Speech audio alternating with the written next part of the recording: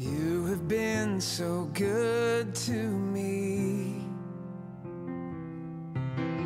You have been so good to me.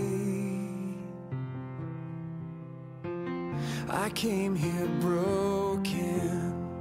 You made me whole. You have been so good. You have been so good. You have been so good. Reçois cette adoration, Seigneur. Reçois cette offrande, Seigneur. Et c'est par ton esprit que nous allons pouvoir tout faire, Seigneur. Sans ton esprit, nous ne pouvons rien faire, Seigneur. Alors nous te demandons, Abba Père, que ton esprit vienne nous environner, qu'elle puisse remplir nos cuves, afin qu'elle puisse déborder, Seigneur, afin que nous soyons des témoins des lumières dans ce monde, pas par nos propres forces, mais par ton esprit qui va être grand en nous, Seigneur. Alors je te prie pour cet après-midi, tu bénis chacun d'entre nous, tu bénis aussi le frère qui va encore nous apporter la semence cet après-midi, Seigneur, sa femme ainsi que toute son équipe, Seigneur. Merci de bénir et merci de donner cette richesse, Seigneur, la richesse de ta parole, Seigneur. C'est en cela que nous sommes riches. Et je te bénis abondamment. Au nom puissant de Jésus, j'ai prié ainsi. Amen. Wow. Est-ce qu'on peut dire wow? Alléluia. J'aime beaucoup entendre les prières des gens parce que parfois, quand on écoute la prière de l'autre, on se rend compte que wow, il y a certaines choses qu'on ne sait même pas dire, comment dire et l'autre sait. Amen. Donc vraiment, inspirons-nous des prières des autres. Amen. Est-ce qu'on peut se tenir debout? Alléluia. Ce matin, nous avons entendu. Ce n'était pas seulement une prédication, c'est un enseignement.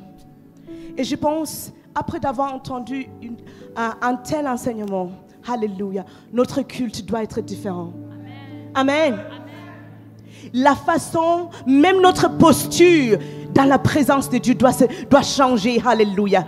Parce que tu dis, Seigneur, je vais te plaire. Seigneur, je vais te rendre culte. Et ça commence à l'intérieur. Et ça se reflète à l'extérieur. Et ça touche ton frère à droite. Ça touche ta sœur à gauche. Alléluia. Toute l'atmosphère est saturée par la présence de Dieu.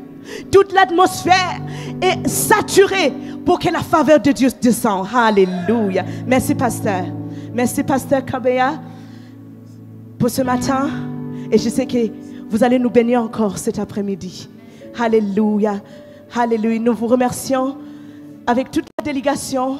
Vous êtes venus jusqu'à nous pour nous bénir. Que votre venue ici soit accompagnée par des signes et des prodiges dans vos vies, dans le nom puissant de Jésus-Christ. Que Dieu soit honoré et soit palpable par votre oui de venir nous servir. Parce que c'est le service. Alléluia.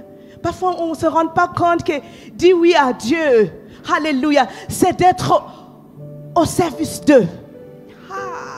Merci Seigneur. Et vous êtes venus. Vous avez laissé vos familles. Vous avez laissé l'église pour dire que nous venons à Chanovo. Et je déclare et proclame dans le nom puissant de Jésus-Christ que vous verrez, alléluia, des signes et des prodiges après votre venue ici dans le nom puissant de Jésus-Christ. Amen. Pasteur, je vous laisse la place s'il vous plaît.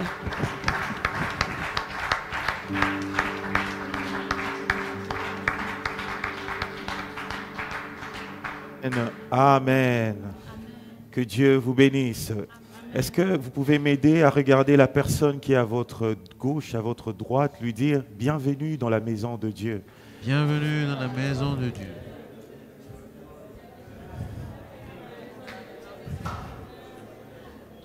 Tu peux rajouter, lui dire « Tu es mon frère, tu es ma sœur dans le Seigneur. Je te souhaite bienvenue dans la maison de Dieu. » Mes frères. Merci. Amen. Que Dieu soit loué. Alors nous allons passer un temps dans l'adoration. J'ai l'habitude, comme je ne suis pas venu seul, je suis venu avec mon équipe que j'ai présentée ce matin. J'ai mes collaborateurs, j'ai ma tendre épouse qui est là.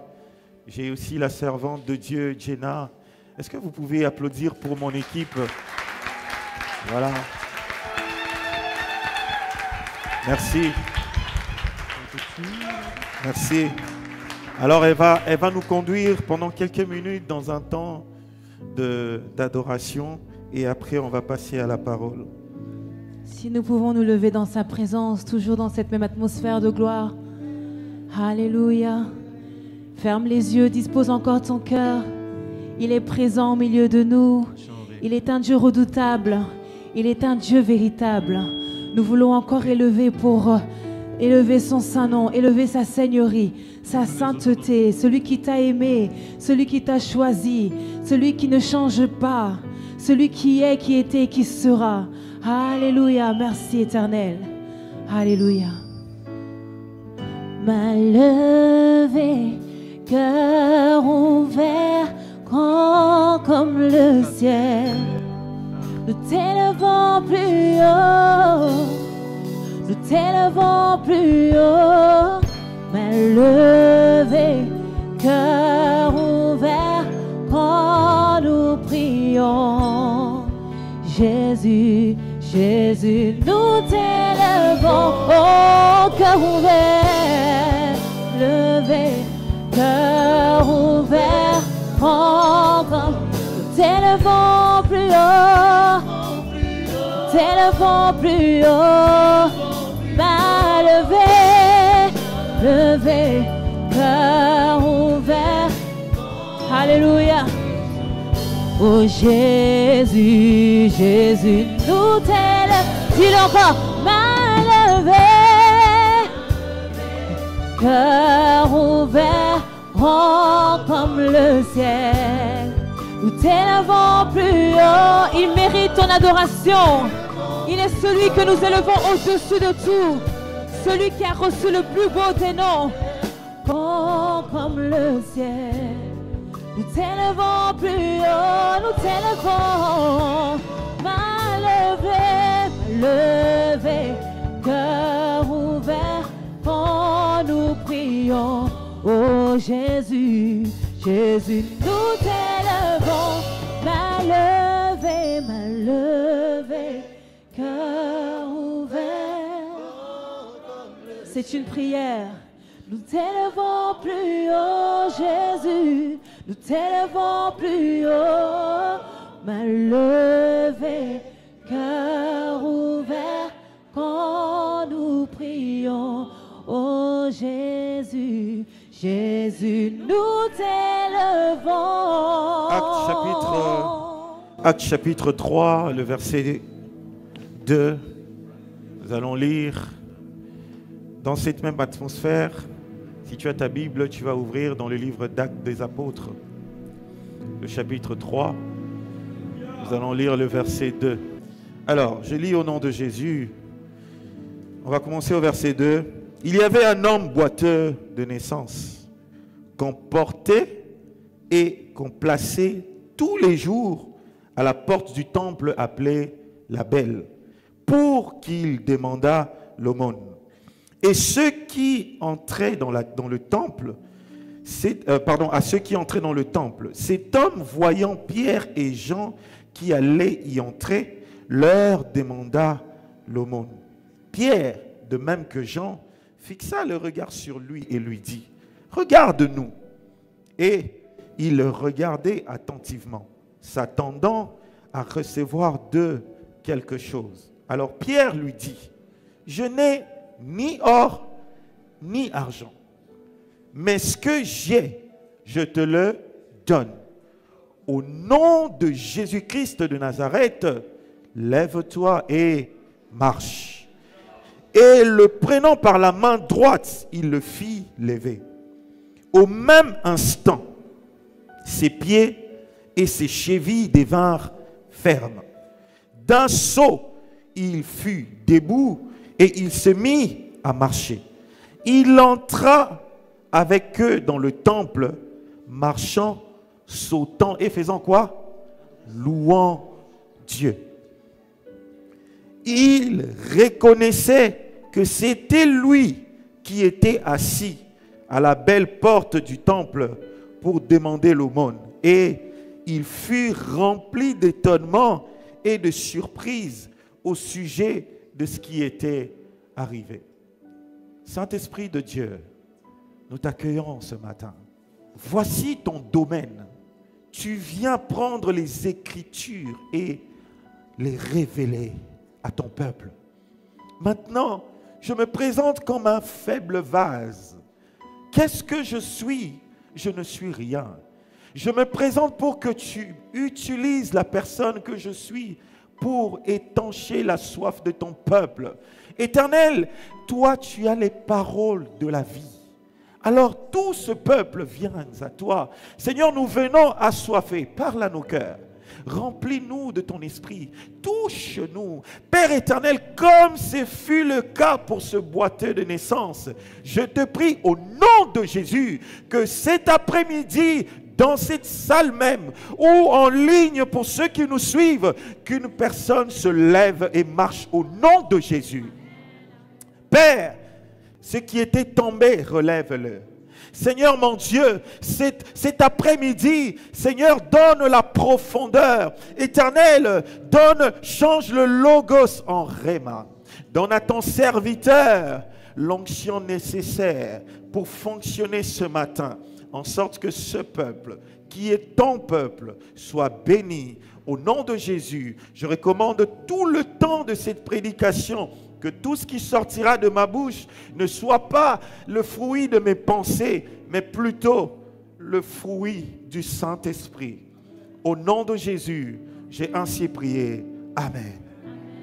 Tu peux reprendre ta place, que Dieu te bénisse.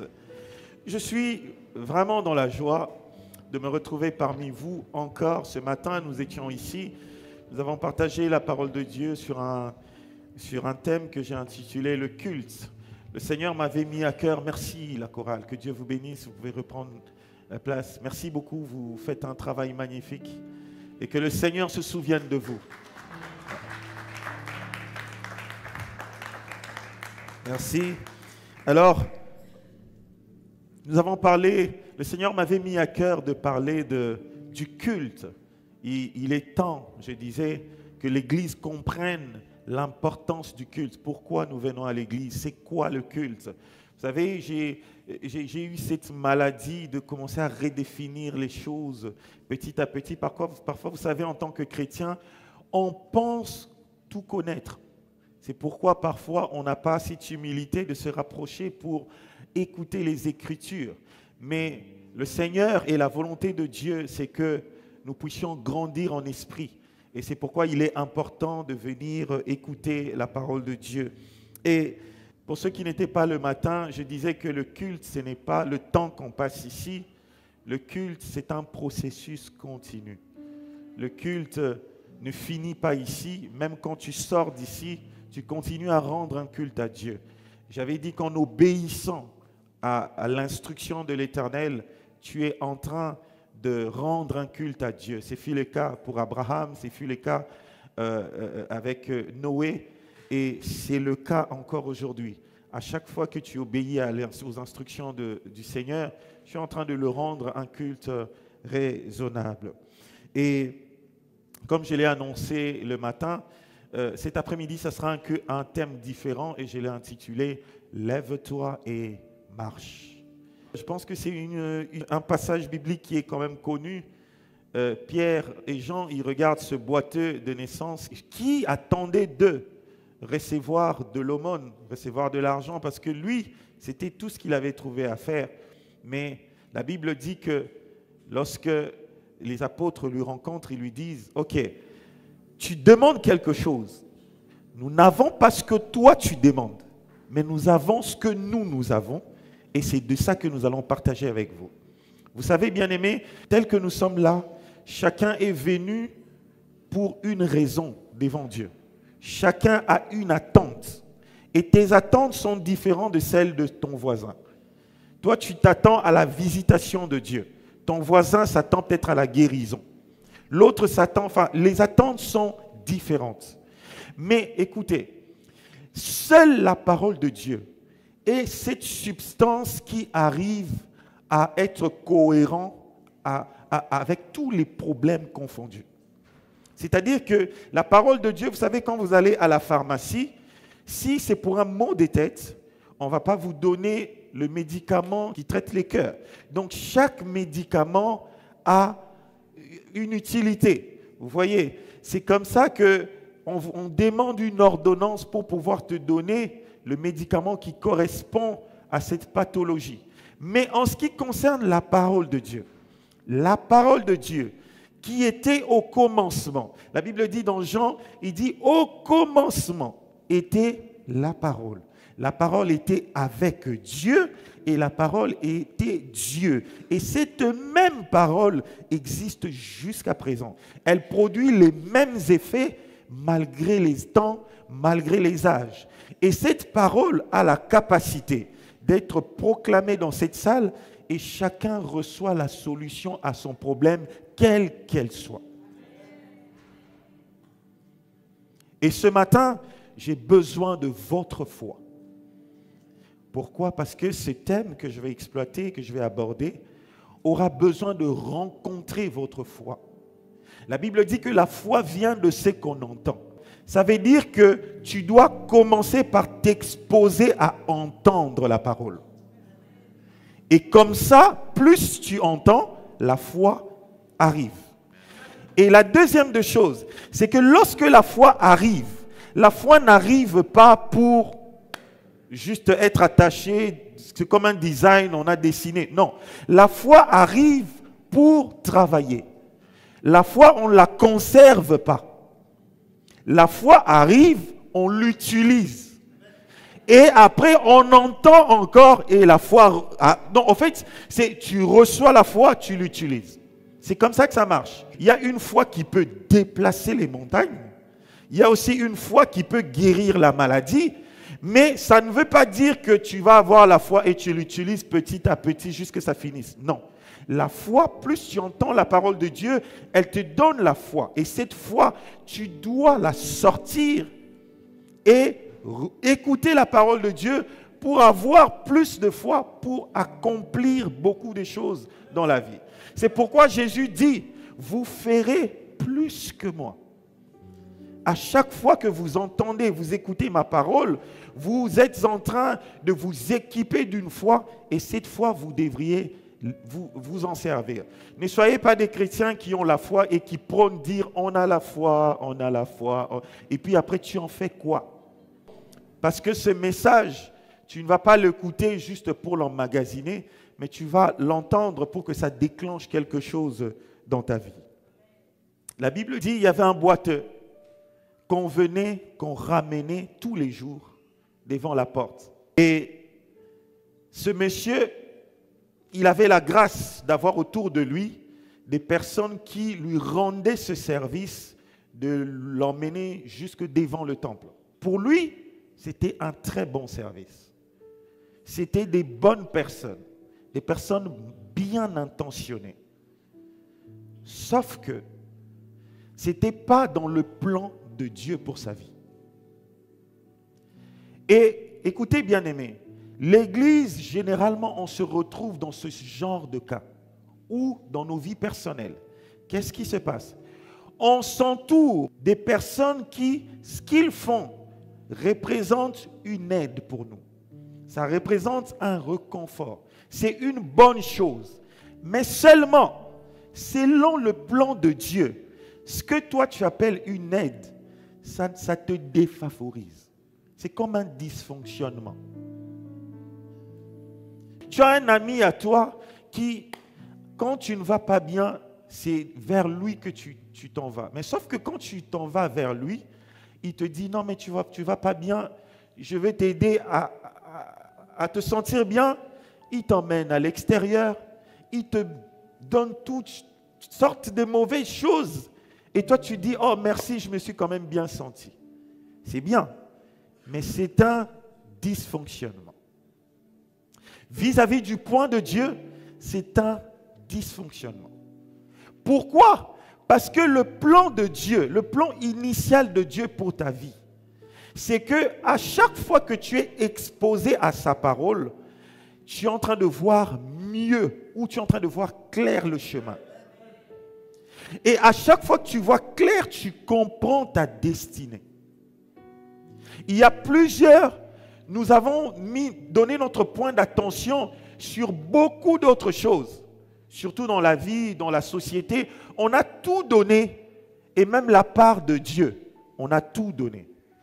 Et ça fait qu'on n'a plus de directives qui viennent pour nous montrer le chemin du Seigneur.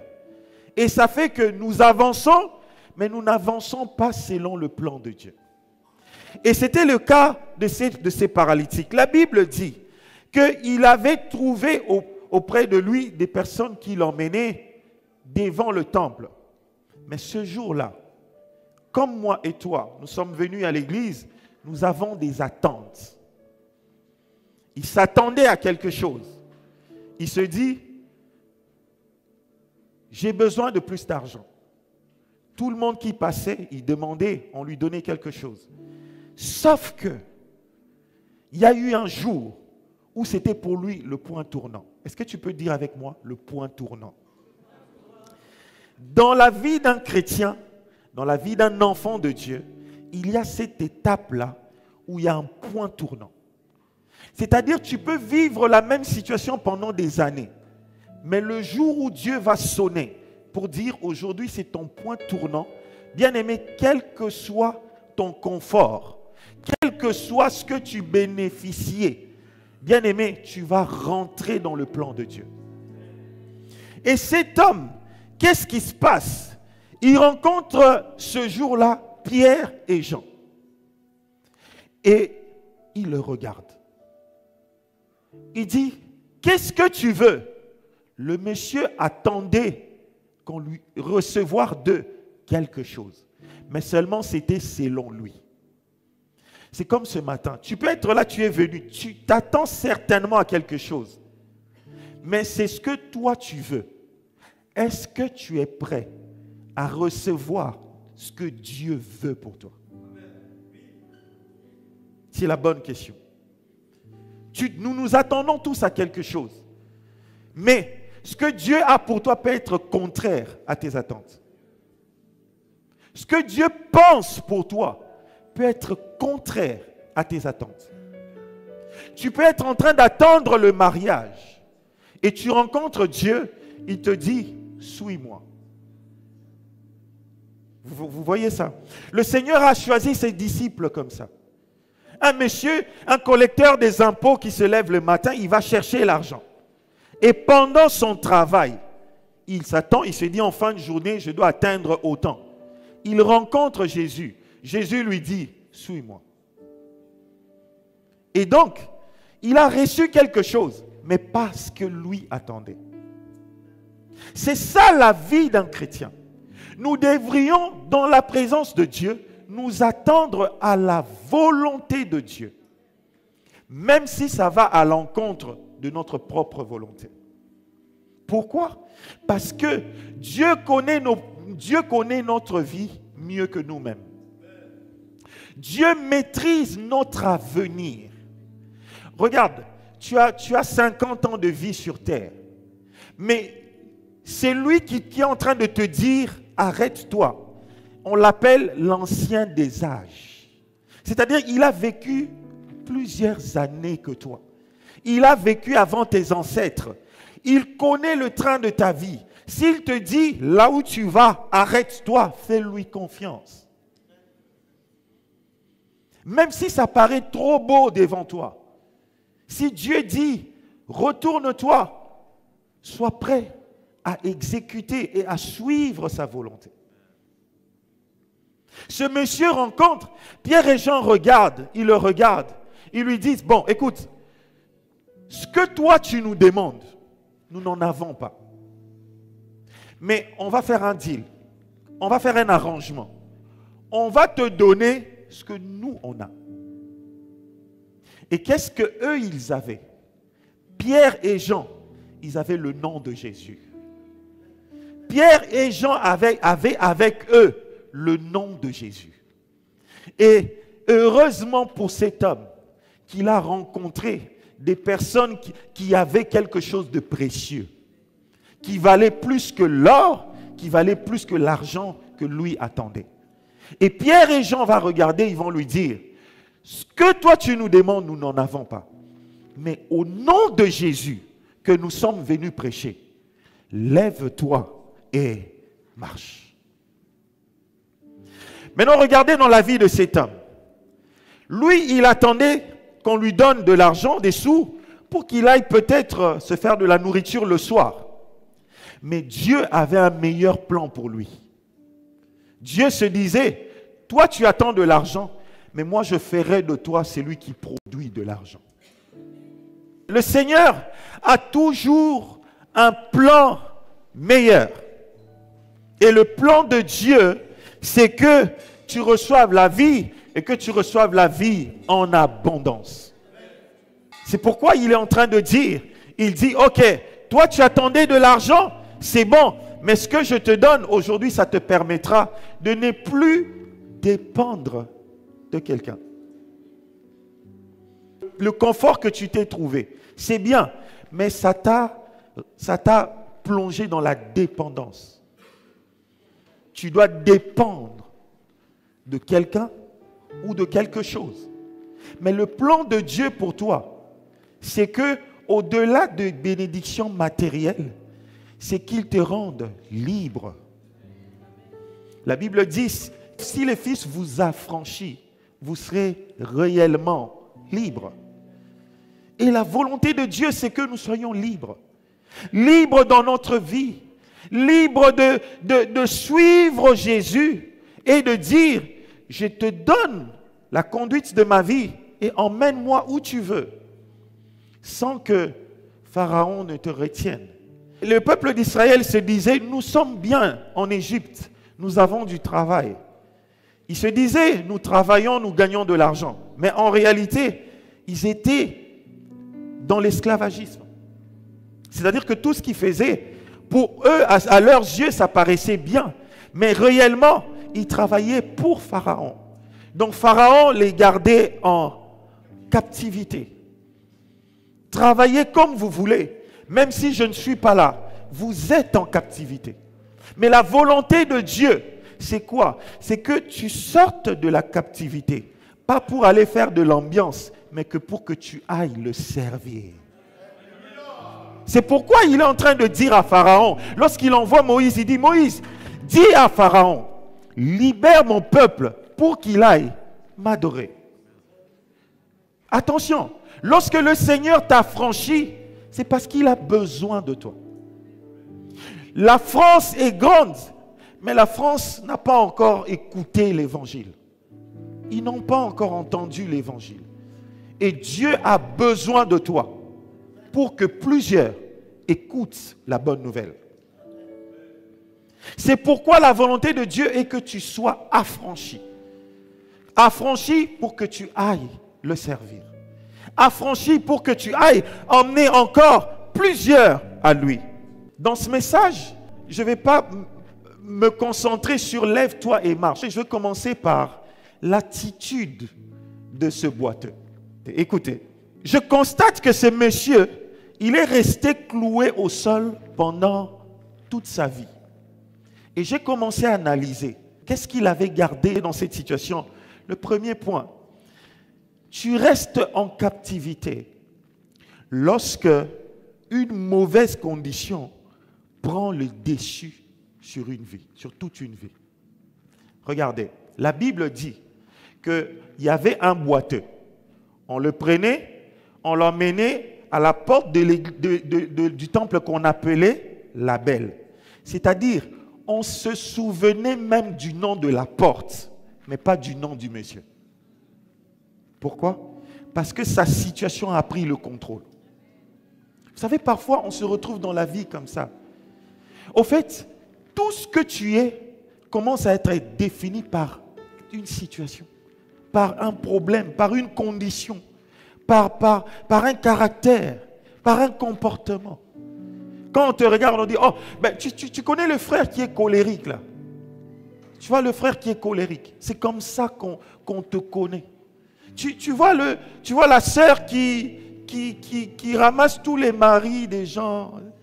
Tu vois, c'est comme ça qu'on te connaît. Tu vois le frère là qui drague tout le monde. C'est comme ça qu'on te reconnaît.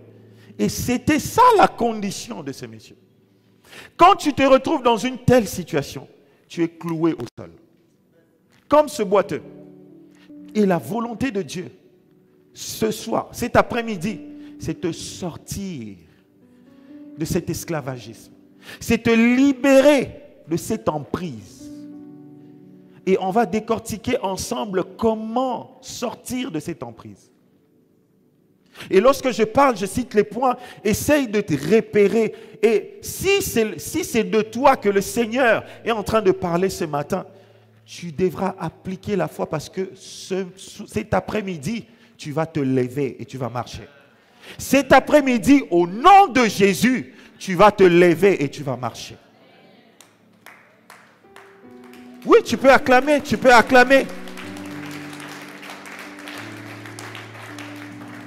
Cet homme était reconnu par sa condition. On ne connaissait plus son nom. Sa condition avait pris le dessus sur sa vie. Et nous sommes ici pour refuser cela. Est-ce que quelqu'un est prêt à refuser cela? Non, dis, je le refuse au nom de Jésus. Non, une condition ne prendra pas le dessus sur ta vie. Non, aujourd'hui c'est Jésus qui va prendre le dessus sur ta vie. C'est-à-dire c'est lui qui prendra le contrôle. Lorsqu'on parlera de toi, on dira, tu vois, c'est lui que l'Éternel a visité. On ne dira plus de toi des mauvaises choses. Jésus doit prendre le contrôle. Et nous allons prier pour ça. Peut-être que tu fais partie de cette catégorie de personnes. Et bien aimé, avant qu'on aille plus loin, parce que c'est la mission que Dieu m'a donnée cet après-midi. Bien aimé, nous allons faire ceci. Tu vas te lever. Pendant 1 minute, tu vas commencer à dire, je refuse au nom de Jésus toute condition qui est négative, qui soit attachée à moi, pour me garder dans une certaine posture de bassesse. Tu vas dire, je le refuse au nom de Jésus. Lève-toi et déclare-le pendant 1 minute. Tu es en train de déclarer, tu peux commencer à te déplacer. Tu dis, je refuse au nom de Jésus. Tu peux même battre les mains. Vas-y, bats les mains. Tu dis, je le refuse. Je refuse cette condition. Tout ce qui peut me garder à terre, tout ce qui peut caractériser ma famille, tout ce qui peut caractériser mon mariage dans le mal, dans la négativité, au nom de Jésus, je le détruis. Je refuse. Au nom de Jésus, on ne m'appellera pas du nom de ma condition. Non, je me référerai à mon Dieu, à mon Jésus, au nom puissant de Jésus. Je le refuse. Je le refuse. Au nom de Jésus, au nom puissant de Jésus. Seigneur, je déclare sur ton peuple, Seigneur, que cette situation sera renversée. Au nom de Jésus, on ne dira plus de tes enfants, ceux-là qui ne conçoivent pas. Non, Seigneur, prends le dessus de cette situation au nom de Jésus. Amen. Tu peux reprendre ta place, nous allons continuer. Tu as bien fait. Laisse-moi te dire, je vous ai dit au départ, tu dois appliquer ta foi. La foi qui est venue de la parole que tu as entendue, elle est en train de dégager, elle est en train de se dégager. Elle est en train de libérer de grandes choses. Et ta vie ne sera plus la même en sortant d'ici. Si tu le crois, dis, je le crois au nom de Jésus. Alors, la deuxième de choses qui a retenu ce boiteux captif, c'est le fait que une seule faiblesse a détruit toute sa vie. Je vais vous expliquer. Ce monsieur, la Bible dit ceci, qu'il était juste boiteux de naissance. Mais quand tu analyses, on se rend compte que ses mains fonctionnaient, sa tête fonctionnait, il réfléchissait, donc tout son corps réfléchissait, sauf juste ses jambes. Mais vous imaginez comment une seule condition a paralysé toute sa vie. Et c'est comme ça que le diable vient détruire les vies des enfants de Dieu. Il peut venir dans ta vie. Je ne peux pas imaginer comment une belle femme, une femme qui a étudié, qui est intelligente et tout, Et on arrive au bout d'un moment de sa vie, elle a fait une dépression, elle a tout perdu, elle est partie. Je me dis, c'est pas possible. C'est comme ça que le diable, c'est une arme que le diable utilise pour détruire les vies des enfants de Dieu. Il va prendre une petite condition pour détruire toute ta vie. Au fait, j'ai envie de dire en termes de pourcentage, 90% du fonctionnement de ce monsieur allait bien. Il y avait juste 10% qui ne marchaient pas. Il y avait juste ses jambes. Mais ce monsieur s'est retrouvé dépendant. Tous les jours de sa vie. Le matin, quand il se réveille, il doit dépendre de ces gens qui doivent le porter pour l'emmener jusqu'à la porte du temple. Et cette dépendance, nous la refusons au nom de Jésus. Et cette façon, cette destruction à petit feu que le diable utilise contre nos vies, nous les refusons aussi au nom de Jésus. Bien-aimés, ce que je suis en train de vous dire, c'est réel. Le diable, la réalité de Satan, non, ne l'ignorez pas. Le diable est en train de travailler tous les jours contre nos vies. Son objectif, c'est détruire. Et bien aimé, lorsqu'il apporte la mort, ce n'est pas seulement la mort physique. Tu peux être mort, mais en train de te promener. C'est-à-dire, il peut réussir à détruire un domaine clé de ta vie et ensuite paralyser toute ta vie. Tu te retrouves, tu n'arrives plus. Depuis que tu as eu cette déception amoureuse, tu ne te retrouves plus. Tout ce qui se passe, tu sens que ça ne marche pas. Tu n'as plus les idées claires. 10% juste d'une vie ont été affectés et 90% sont en train d'être détruits. Et c'est ça que nous refusons au nom de Jésus. Je sais qu'en venant ici, peut-être, comme j'ai donné cet exemple, tu es en train de vouloir te relever de cette situation amoureuse qui t'avait mis à terre. Ça, c'est tes attentes. Je veux te dire ceci. Ce que tu demandes, je ne l'ai pas. Mais ce que j'ai, au nom de Jésus-Christ de Nazareth, lève-toi et marche. Tu es peut-être en train de chercher l'argent. Ta situation financière est chaotique. Ça ne va pas. C'est parti des finances et maintenant tu n'as plus des idées claires. Même quand tu es dans un entretien professionnel, on sent que tu n'es pas là. Pourquoi? Parce que les problèmes t'ont submergé. Tu n'arrives plus à t'en sortir. Je répète encore, lève-toi et marche au nom de Jésus. Nos vies vont se relever cet après-midi. Bien-aimé, cet homme s'est retrouvé, comme je vous disais, une seule faiblesse a déstabilisé toute une vie. Et tu sais, lorsque le diable te touche à ce point-là, tu sais, il y a des gens, tu arrives à un point, tu n'arrives même plus à écouter. Même les conseils, ça passe plus. Même quand on te conseille, le pasteur, il te prend, il te parle. Mais toi-même, tu sens que tu ne retiens pas. Tu n'arrives pas.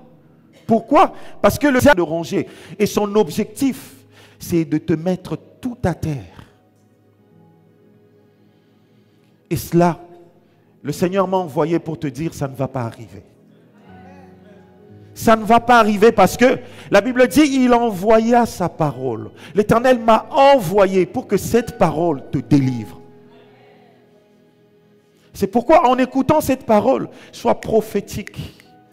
Sois prophétique. Pendant que je suis en train de parler, oh, le Seigneur est en train de m'utiliser. Je peux toucher ton cas sans le savoir.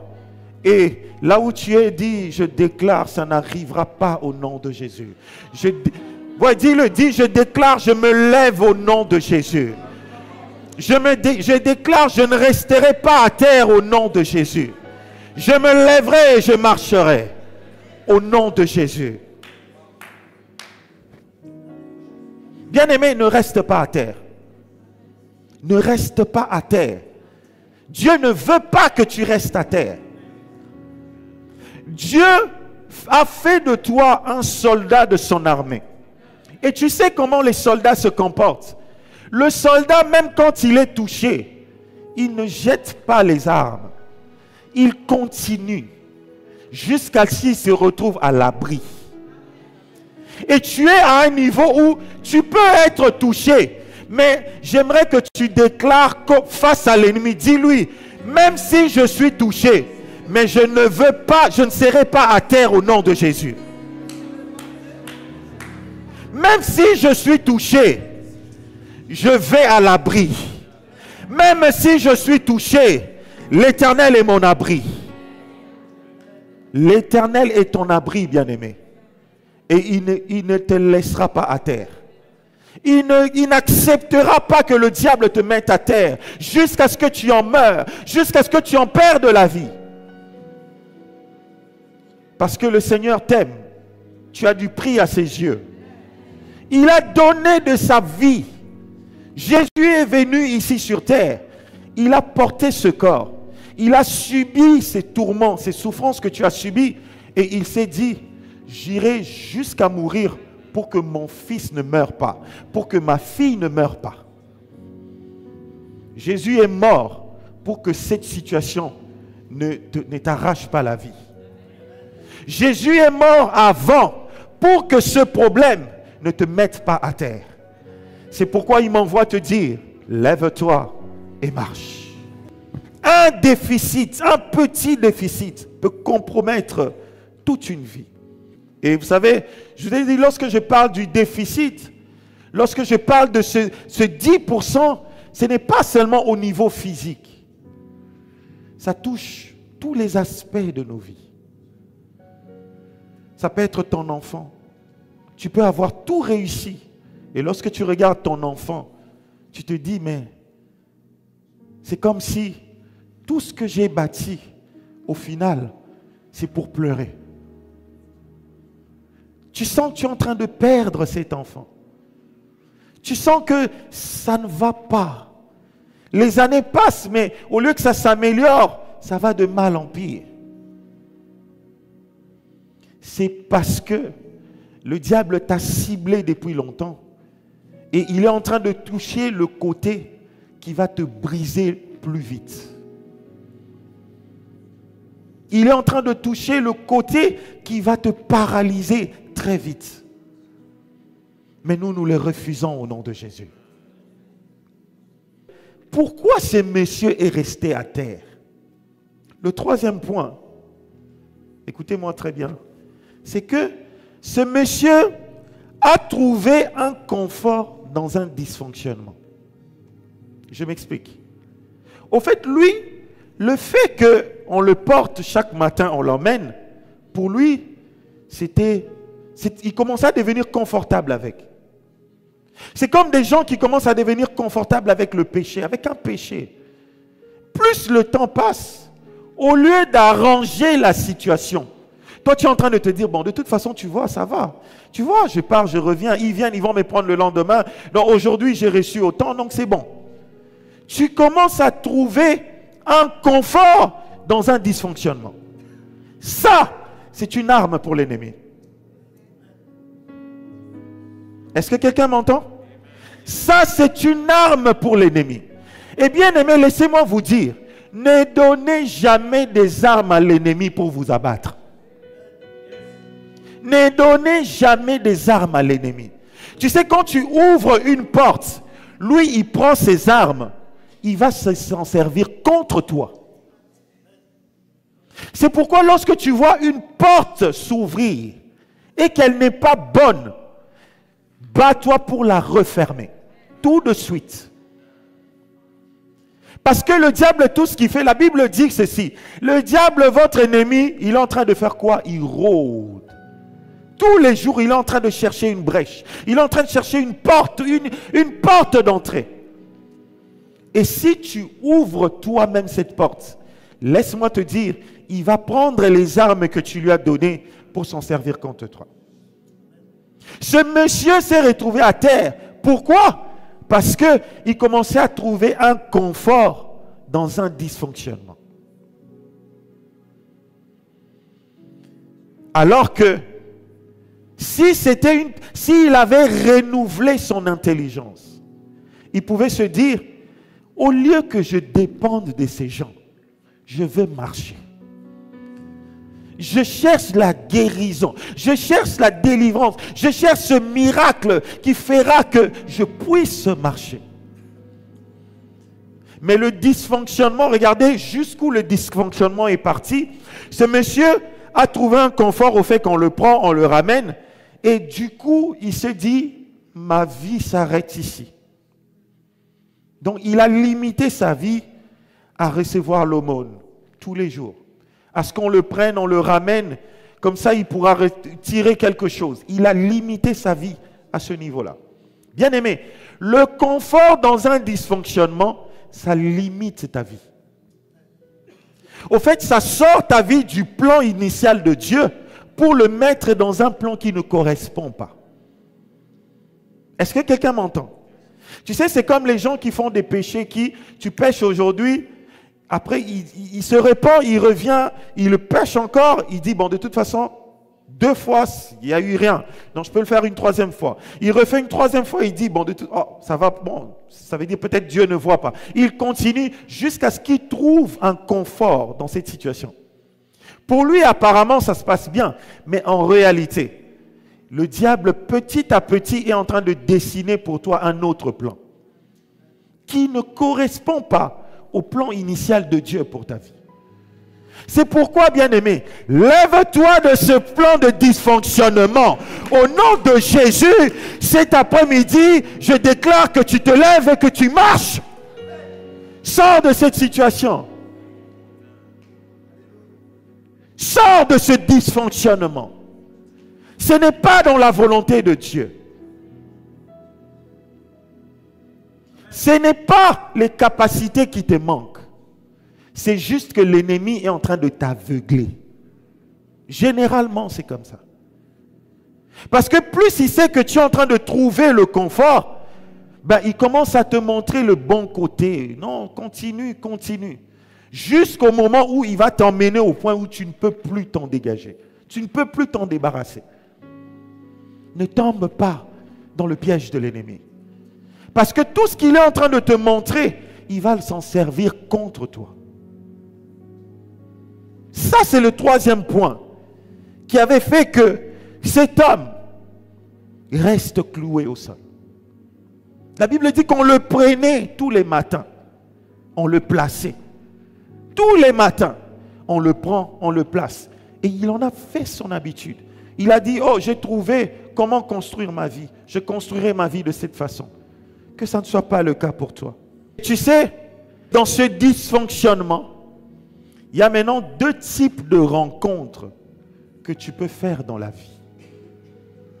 Regardez, le premier type de rencontre que nous faisons, nous rencontrons des gens qui viennent nous appuyer dans ce dysfonctionnement. Tu vois le plan de l'ennemi? Il va mettre devant toi des personnes qu'on peut les appeler les conforteurs. D'accord? Il vient auprès de toi. Il sent bien que ça ne va pas. Regarde, vous avez déjà écouté ces histoires des... Je prends l'exemple d'une sœur. Je ne dis pas que les sœurs sont mauvaises. Excusez-moi, c'est juste... Alors, je prends l'exemple d'une sœur. Alors, une sœur qui... Elle ne veut pas, délibérément, elle ne veut pas mettre sa vie en ordre. Et elle veut avoir plusieurs partenaires. Pour lui, ça lui plaît. Peut-être pour une raison ou une autre, elle se dit, moi, ça va. Ça va comme ça. Et on lui dit, ça va te détruire plus tard. Et vu qu'elle sent qu'elle gagne peut-être un avantage quelconque, elle se dit, ça devient mon mode de vie. Et du coup, quand elle raconte cette histoire à son camarade qu'elle a rencontré, son camarade lui dit, waouh, mais t'es chanceuse. Toi, au moins, tu en as plusieurs et il y en a encore d'autres qui viennent. Donc, tu es chanceuse. Ça, c'est le premier type de rencontre que l'on fait. Des personnes qui viennent pour nous conforter dans une mauvaise position. C'est comme les personnes qui portaient les boiteux. Pour eux, au lieu de pousser le boiteux à travailler peut-être, ils pouvaient peut-être l'emmener à utiliser ses mains. C'est le prendre, le déposer devant la porte du temple. Ça, c'est le premier type de personnes qu'on rencontre, que le diable place sur notre chemin pour nous clouer, pour nous enfoncer de plus en plus. C'est des personnes qui viennent t'encourager dans une mauvaise situation. Alors que la parole de Dieu, c'est la vérité. La Bible dit, lorsque Jésus vient, il dit, je suis le chemin, je suis la vérité et je suis la vie. Une façon de te dire, je connais l'avenir. Et moi, quand je te regarde, je te dirai les choses telles qu'elles sont. Donc si tu es dans les mal, je te dirai tu es dans les mal. Si tu es dans le bon, je te dirai tu es dans le bon. Et je t'emmènerai à la vie. C'est ce que cette écriture veut dire. C'est comme ça que Jésus se présente. Et maintenant, le deuxième type de personnes, de rencontres, j'ai envie d'appeler ça les bouleverseurs. Ce sont eux qui viennent bouleverser les situations. Est-ce que tu peux dire avec moi les bouleverseurs? Qu'est-ce qu'ils font? Regarde. Les bouleverseurs, c'est des gens comme Pierre et Jean. Quand tu fais sa rencontre, lorsqu'il te regarde, il te dit, hey, c'est quoi cette situation? Comment tu peux tomber aussi bas? Et généralement, écoutez, ces gens-là sont souvent peu nombreux que ceux qui t'encouragent. Ces gens-là sont souvent peu nombreux que ceux qui t'encouragent dans le mal, dans le dysfonctionnement. C'est pourquoi, vous entendez, la Bible dit, lorsque la parole de Dieu, même vous pouvez l'avoir expérimenté même, lorsque Dieu te parle, ou la voix de Dieu dans ton cœur, parfois elle est toute petite et faible. Mais la voix de tout le monde, il crie tellement, tu peux entendre mieux l'ennemi que Dieu.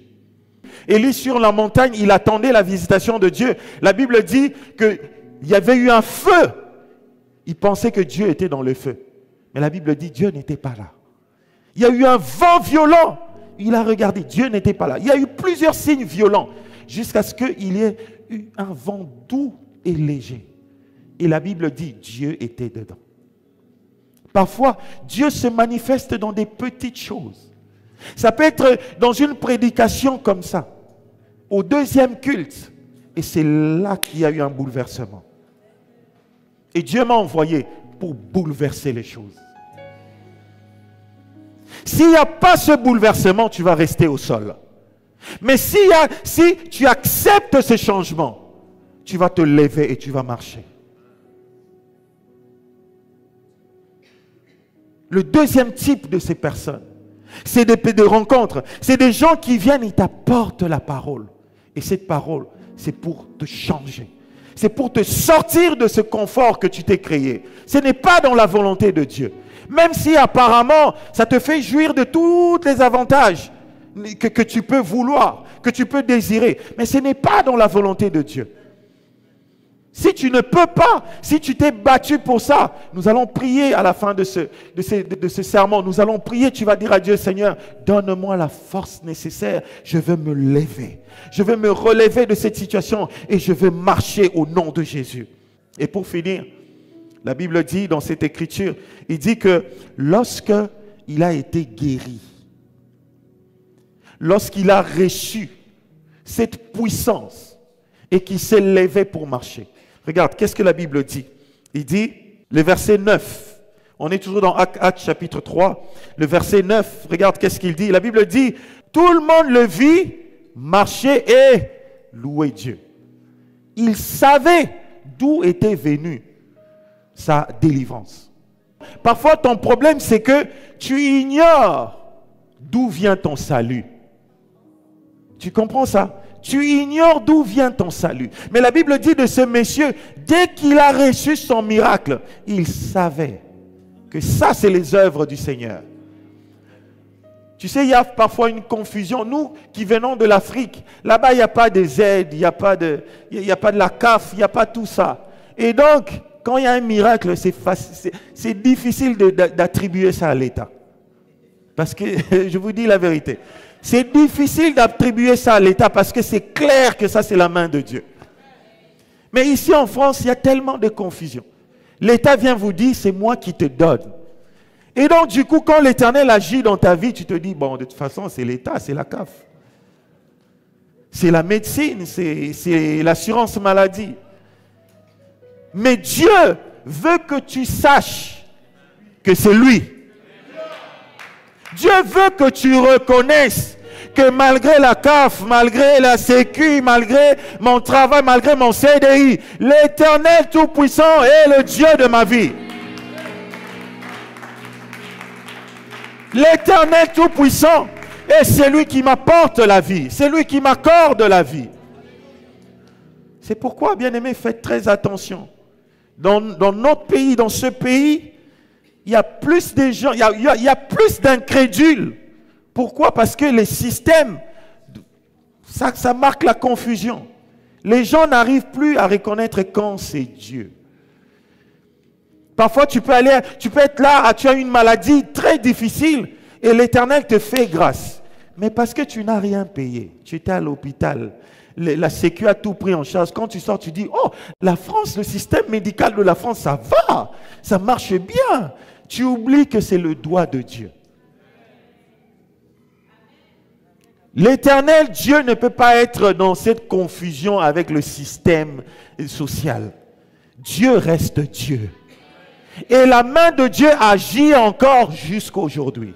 Jusqu'en 2025, la main de Dieu agit. Si tu le crois, tu verras la puissance de Dieu dans ta vie.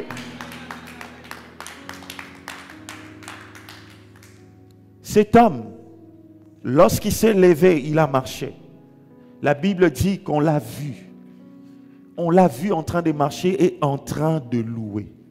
Et il ne s'est pas arrêté là. Lorsque vous suivez la suite, on dit, au lieu d'aller montrer à tous ses camarades, regardez où il est allé. C'est quoi la suite? Il reconnaissait que c'était bien celui qui était assis à la belle porte du temple pour demander l'aumône. Et il fut rempli d'étonnement et de stupeur à cause de ce qui était arrivé. C'est quoi la suite? C'est le verset. Comme il ne quittait pas Pierre et Jean, tout le peuple stupéfait accourut vers eux au portique appelé portique de Salomon. C'est-à-dire c'était au temple. Est-ce que vous comprenez ça? Donc ce monsieur pouvait aller là où il pouvait à ceux qui l'avaient privé de l'argent lui dire, vous m'avez privé l'autre fois, maintenant je marche. Il pouvait tout faire, mais il est retourné aux pieds du Seigneur. Lorsque tu vois la main de Dieu, bien-aimé, il n'y a pas deux directions. Reviens à la source. Pourquoi? Parce que ce qu'il a fait pour toi, ce n'est pas ce n'est pas toutes ses capacités. Il n'a pas épuisé ses capacités. Il peut faire encore au-delà de ce que tu peux imaginer. Alors s'il agit aujourd'hui, accroche-toi à lui pour qu'il fasse encore plus. Parce qu'il a en réserve beaucoup plus que tu ne le penses. Il a en réserve beaucoup plus que tu ne l'attends. Alors bien-aimé, ce soir, pendant que je suis en train de terminer mon message, bien-aimé, tu vas te lever. Nous allons déclarer. La Bible dit ceci. La vie et la mort se trouvent au pouvoir de ta langue. Est-ce qu'il y a des soldats qui sont prêts à déclarer ici? Oh, bien-aimé, il est temps que les choses changent. Il est temps qu'on se lève et qu'on marche. Est-ce que tu peux dire vraiment de tout ton cœur, dis, il est temps que je me lève et je marche. Il est temps que je me lève et que je marche.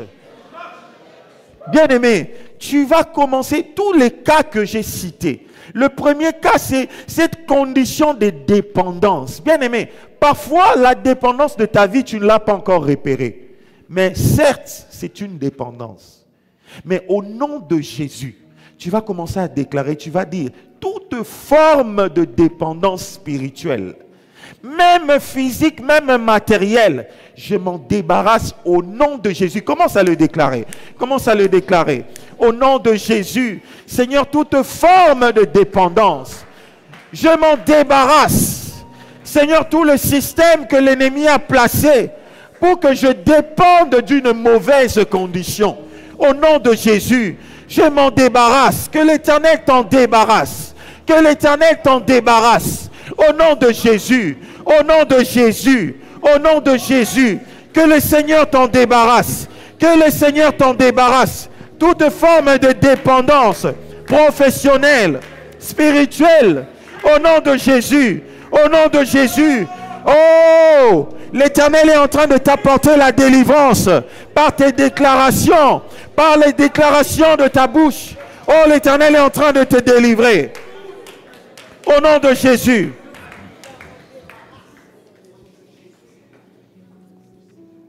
Tu vas maintenant prier encore. Tu vas prier contre toute condition, comme on a dit tout à l'heure, qui prend le dessus de ta vie. Toute mauvaise condition. Regarde, la Bible dit, crois au Seigneur, tu seras sauvé, toi et ta famille. Tu comprends? Tel que tu es là, tu représentes ta famille. Tel que tu es là, tu représentes tes enfants, tu représentes ton père, tu représentes ton frère, ta soeur. Alors, toutes les déclarations que tu es en train de faire, c'est en train de les affecter spirituellement. Alors tu vas prier. Tu vas prier contre toute mauvaise condition qui soit attachée à ta vie. Tu as peut-être un frère qui est drogué. Tu vas dire cette condition qui prend le dessus dans sa vie. Au nom de Jésus, je le refuse. Commence à le refuser. Au nom de Jésus, déclare-le. Déclare-le. Au nom de Jésus. Hein? Ça ne sera pas le cas. Tu ne seras pas identifié dans le mal. Tu ne seras pas identifié dans les mal. Tu ne seras pas identifié dans les mauvaises choses. Au nom de Jésus. Ah oui, parce que l'Éternel agit. L'Éternel agit encore. Il est là, il est disponible. Sa grâce est disponible. Son onction est disponible. Sa puissance est disponible pour te toucher, pour te sortir de cette situation, pour te délivrer. Au nom de Jésus. Au nom de Jésus. Au nom de Jésus. Au nom de Jésus. Il agit encore, encore, encore. L'Éternel agit encore. Il est disposé à te toucher. Il est disposé à te relever. Au nom de Jésus. Le miracle n'est pas passé. Ah. Il est le même hier, aujourd'hui, éternel. Au nom de Jésus. Écoute, bien-aimé. Écoute, nous continuons avec ce même refrain. Tu vas prier cette fois-ci. Tu vas dire, Seigneur, place au devant de moi et sur mon chemin qu'il y ait des personnes qui me pousseront de l'avant, qui me tiendront la main pour avancer. Pas des personnes qui viendront m'enfoncer, qui viendront m'encourager dans les mauvaises choses. Tu vas dire, Seigneur, assainis mon environnement. Mets de l'ordre autour de moi. Que l'Éternel enlève autour de toi des personnes qui t'enfoncent et qu'il envoie autour de toi qu'il y ait des personnes qui vont t'accompagner vers ta destinée, qui vont te pousser vers ta destinée. Commence à le déclarer au nom de Jésus. Au nom de Jésus. Il guérit encore, encore, encore. Il guérit encore, encore, encore. Il guérit encore, encore, encore. Le temps des miracles n'est pas passé. Aujourd'hui éternel, il bénit encore, encore, il bénit encore, encore, encore, il bénit encore, encore, encore, le temps des miracles n'est pas passé. Il est le même hier, aujourd'hui, éternellement. Je vais clôturer avec une prière. Alors maintenant, tout ce que tu es venu avec, tout ce que tu attends de Dieu, j'aimerais que tu élèves ta main droite, je vais prier pour toi. Lorsque je venais, le Seigneur m'a dit, je vais guérir les malades. Lorsque je venais, le Seigneur m'a dit, je veux visiter. Le Seigneur m'a dit, je serai avec toi. Je répandrai mon onction sur toi et je délivrerai, j'opérerai des grandes choses. Bien-aimé, même si la salle était froide, j'aurais continué à croire. Parce que c'est lui qui a fait la promesse est fidèle. Alors là où tu es, j'aimerais que tu exerces ta foi. Lève ta main droite. Si ce n'est pas pour toi, lève ta main droite même pour une personne autour de toi. Tu vas dire, je suis venu présenter le cas de cette personne. Ou je suis venu présenter mon cas. Je vais prier pour toi. Dieu d'Abraham, Dieu d'Isaac, Dieu d'Israël, Dieu d'alliance, ta parole est oui et amen. Ta parole ne sort jamais et retourne à toi sans qu'elle n'ait produit des effets, sans qu'elle n'ait produit ce pourquoi elle est sortie. Seigneur, voici ton peuple. Je prie au nom de Jésus, comme Pierre et Jean. Je déclare au nom de Jésus-Christ de Nazareth, qui n'est plus dans le tombeau, qui est actuellement assis à la droite du Père, en train de régner, en train d'intercéder en notre faveur. Je déclare au nom de Jésus que toute maladie qui s'est retrouvée au son de ma voix, en cet instant même, que cette maladie parte au nom de Jésus, que cette maladie se retire au nom de Jésus. Seigneur, ce mot de tête, cette migraine, oh mon Dieu, mon roi, Seigneur, cette maladie, peu importe son nom, peu importe le diagnostic des médecins, au nom de Jésus, je déclare que mon Jésus, qui est le docteur par excellence, puisse guérir au nom de Jésus.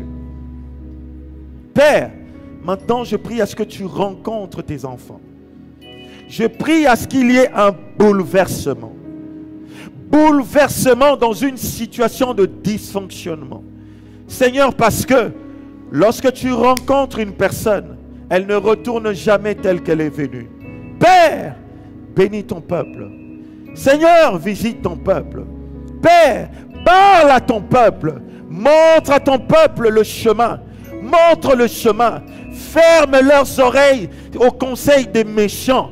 Père éternel, sois le conseiller par excellence. Toi, le Saint-Esprit, dirige leur vie, bénis, délivre les captifs. Seigneur, ceux qui étaient dans l'emprise de l'ennemi, ceux qui marchaient et qui vivaient sous le joug de l'ennemi, au nom de Jésus, ce joug est détruit maintenant. Maintenant, ici et maintenant, ici et maintenant, ce joug est détruit, ce joug est détruit. Commence à battre les mains, commence à battre les mains, parce que l'Éternel est en train de détruire, l'Éternel est en train de détruire, l'Éternel est en train de détruire.